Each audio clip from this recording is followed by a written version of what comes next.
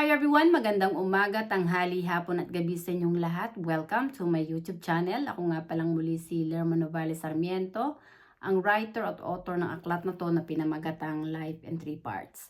Ang layunit misyon ng aklat na to ay para magbahagi ng ebanghelyo sa buong mundo para ipakilala na ang Espiritu Santo na nananahan sa ating katawan na ang siyang totoong Diyos na buhay na may gawa ng ating katawan at kaluluwa, na siyang dapat nating sambahin, purihin at ibigin ng higit sa lahat sapagkat siya ang may hawak ng ating buhay.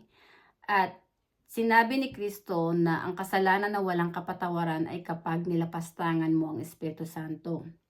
At hindi lahat ng tumatawag sa Diyos ay maliligtas.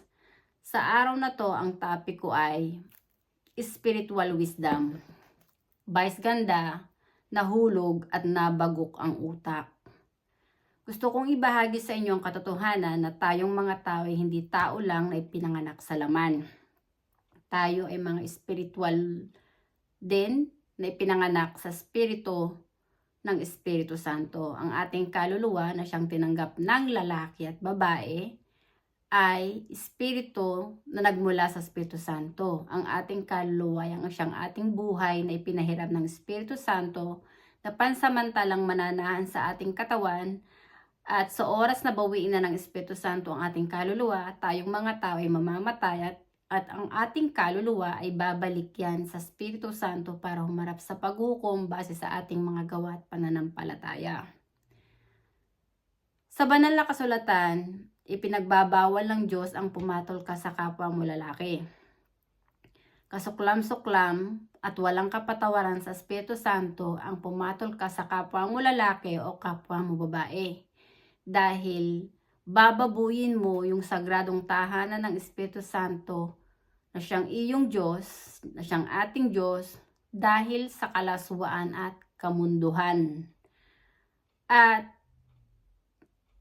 ang tao na namumuhay sa kasinungalingan at pagkukunwari ay hindi iyan naging kaisa ni Kristo na nagpupuri, sumasampalataya at umiibig sa Espiritu Santo. Bagkus yan ang siyang sinugo ng demonyong si Satanas para lapastanganin ng Espiritu Santo, para hikayatin ang mga tao na tularan siya, na iduluhin siya, yung mga bakla at tomboy, na mamuhay sa kasinungalingan at pagkukunwari, para lapastanganin ng Espiritu Santo na siyang totoong Diyos na nagbibigay ng buhay sa sarili nila. Honestly, itong si Vice Ganda, patong-patong na ang kasalanan niya sa banal na spirito.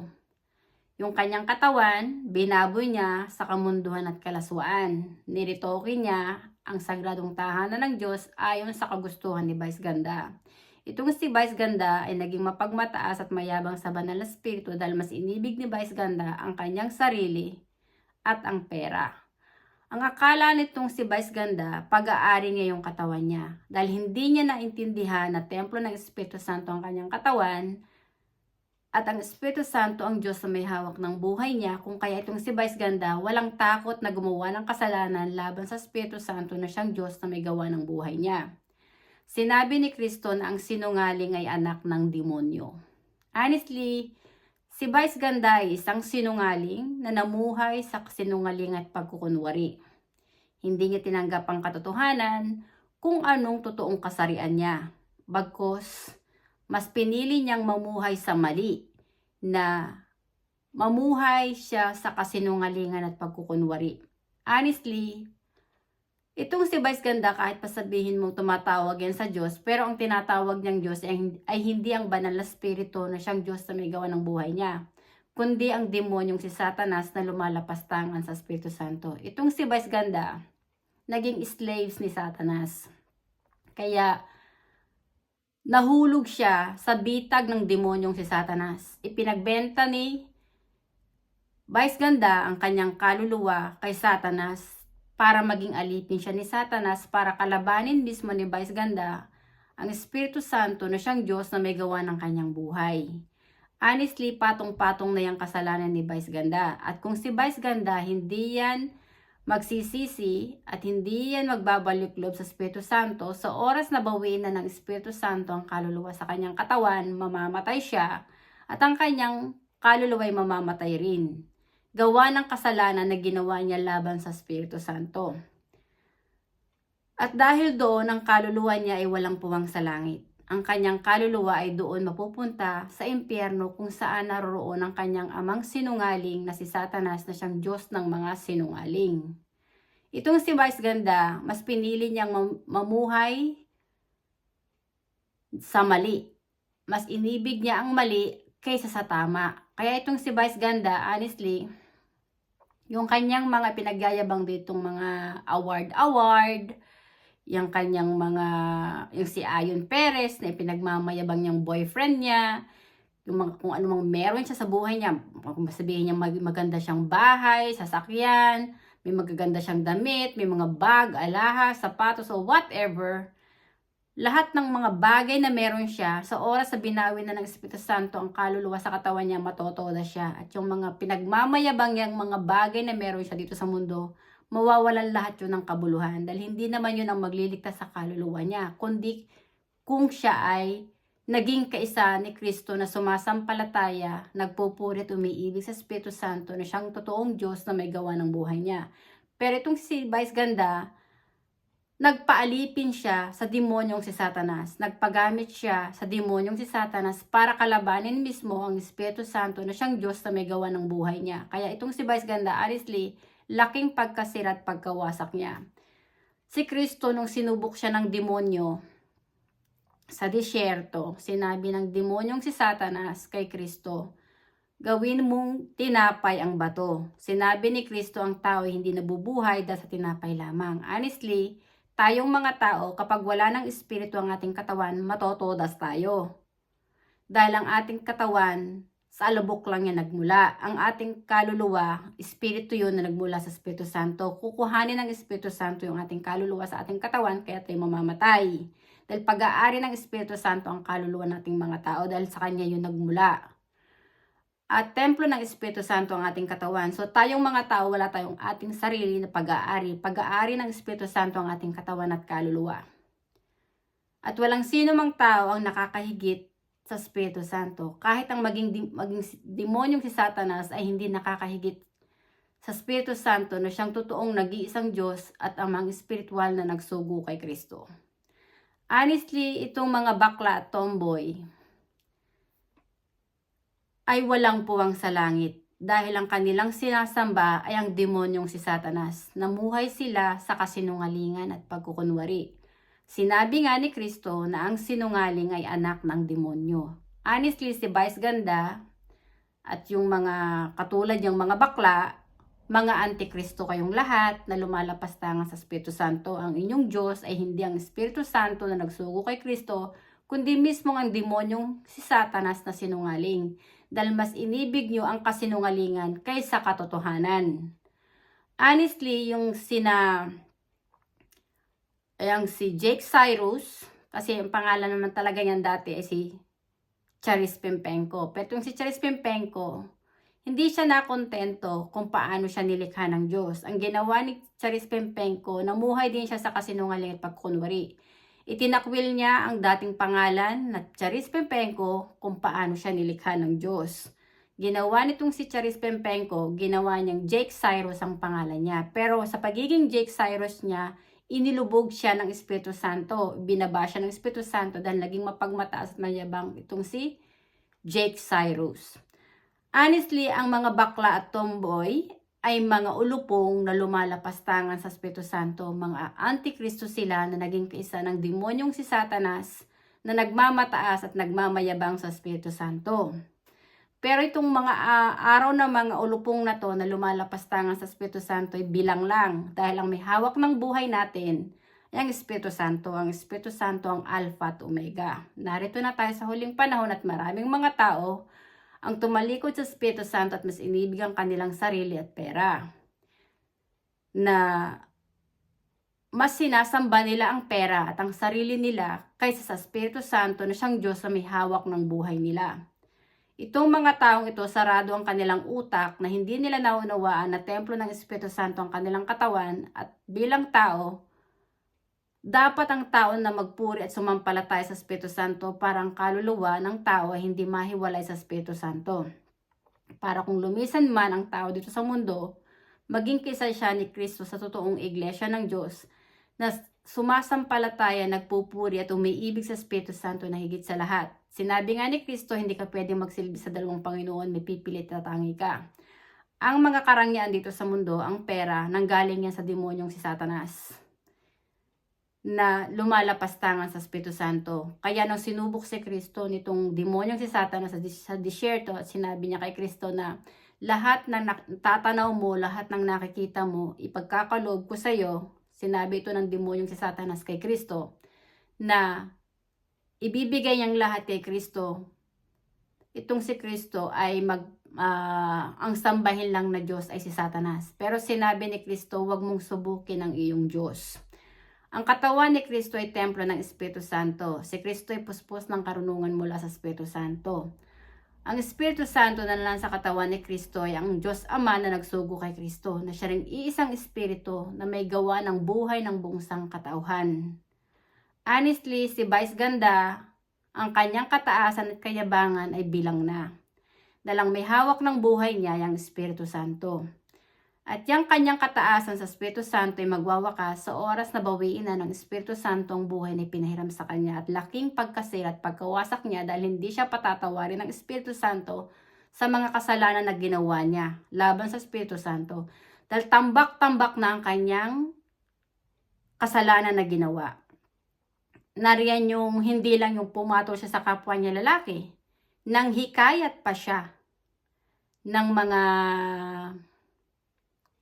ibang kalalakihan na iduluhin siya para maging bastos din sa banal na spirito. Nasambahin ang iyang demonyong sinungaling na si Satanas na lumalapastangan at nagmamataas sa Espiritu Santo na siyang totoong nag-iisang Diyos na may gawa ng buhay nating mga tao.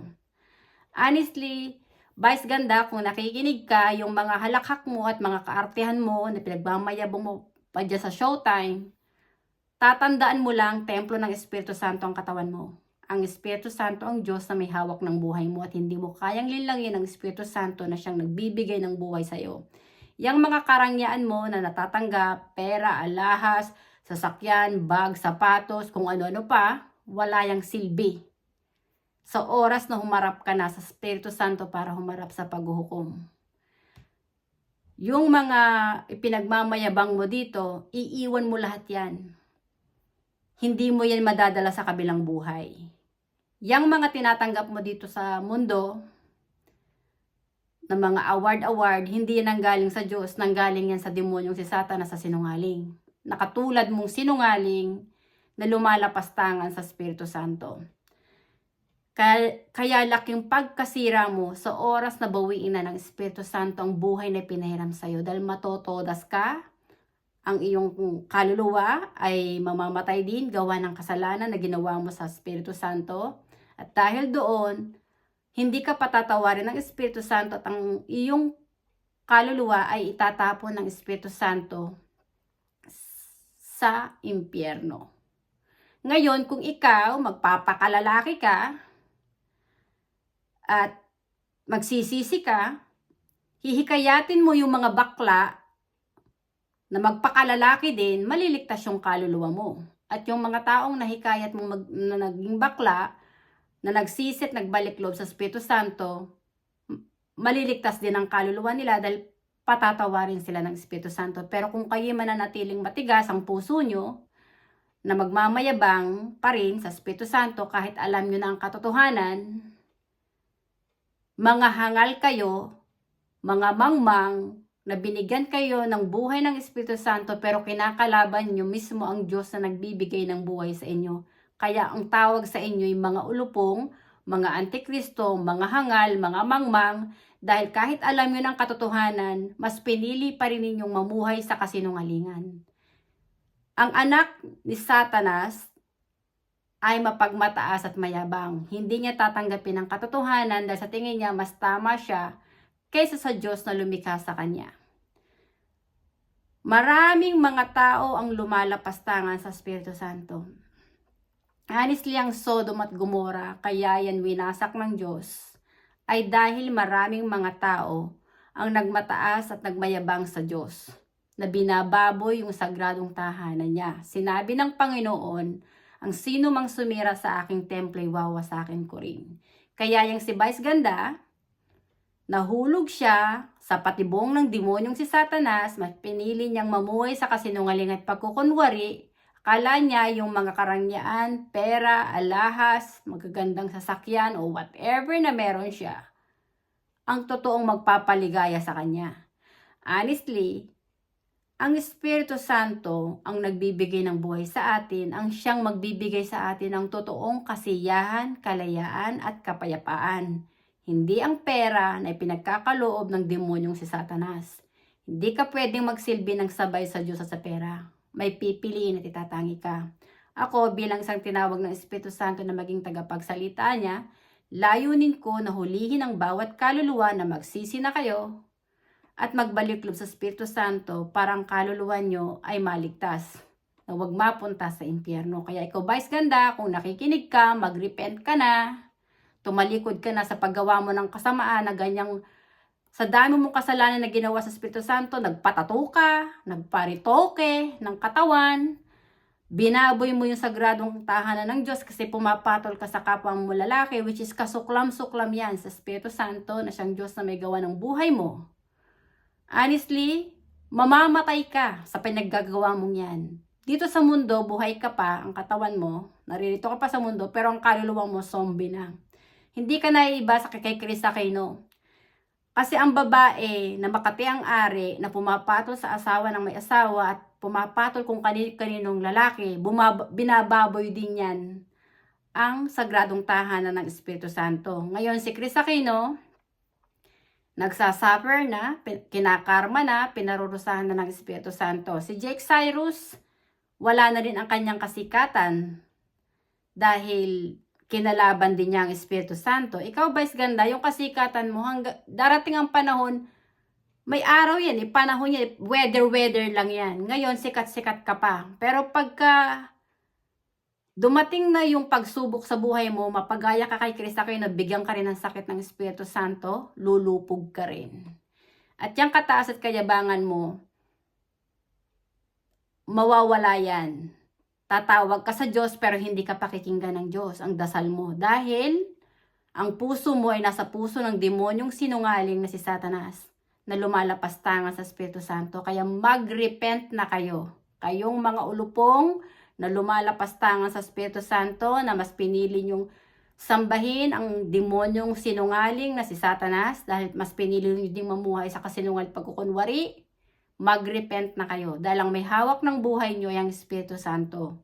At ang Espiritu Santo ang siyang totoong Diyos Ama na nagsugo kay Kristo ay nananahan sa ating katawan dahil yung ating katawan ay templo ng Espiritu Santo. At ang dapat nating sambahin, purihin at ibigin ng higit sa lahat ay ang Espiritu Santo lang habang tayo ay naglalakbay dito sa lupa.